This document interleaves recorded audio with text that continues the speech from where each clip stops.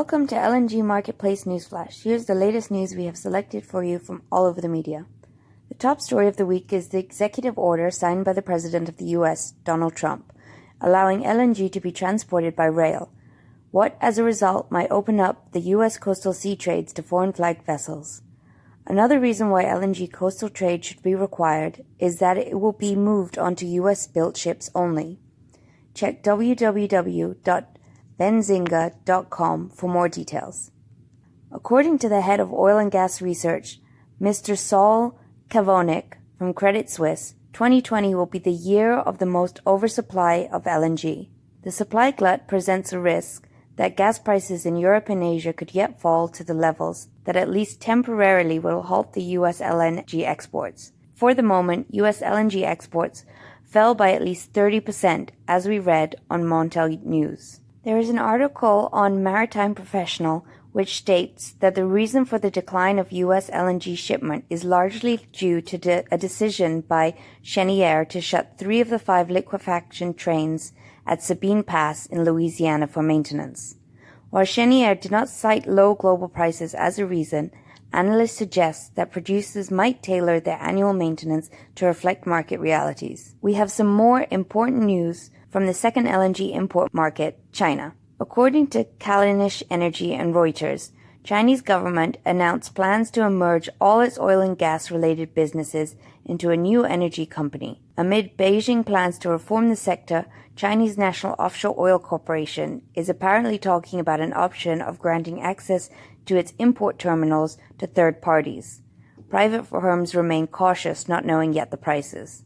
According to South China Morning Post, the first Chinese deepwater rig in South China, described as a breakthrough for the country, has been completed. Once it starts production, the LNG will be transported from the well to the metropolitan Greater Bay Area in China to supply energy to a population of 70 million. According to some Chinese analysts, the area is compared to Silicon Valley and Wall Street combined.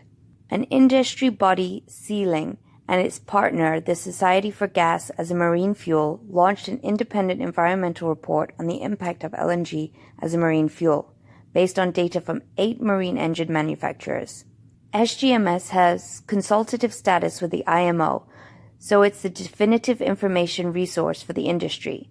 This is stated by FreightWaves. Next LNG bunkering story we have found on marinelog.com. Fuel LNG, a joint venture between Keppel and Shell, has set a new industry milestone for Singapore by completing its 100th LNG bunkering operation. So far, Fuel LNG has been providing truck-to-ship LNG bunkering, but presently has also an LNG bunkering vessel to order. U.S. regulators give Eagle's LNG partners Jacksonville Terminal a positive final environmental review. It is a small-scale project that would cater to a niche market liquefying natural gas both for use as marine fuel and for export to the Caribbean islands, as we read on S&P Global Platts. LNG transport is where the big money is.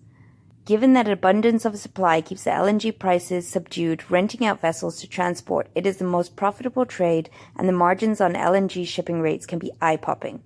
You can read an entire analysis with many juicy details and numbers on Cyprus Mail.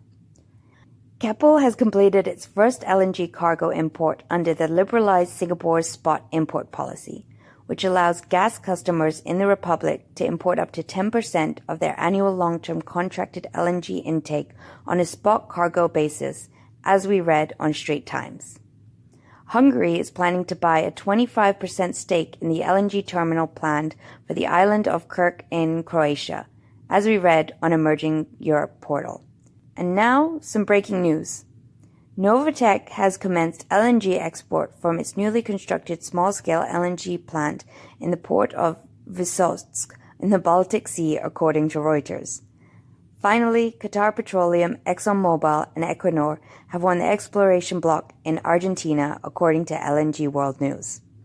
That's it for this week. Tune in next week for more news, and until then, thanks for tuning in. If you don't want to miss any of our episodes, make sure to subscribe to one of our media channels: YouTube, Android Podcast, iTunes, RSS, and SoundCloud.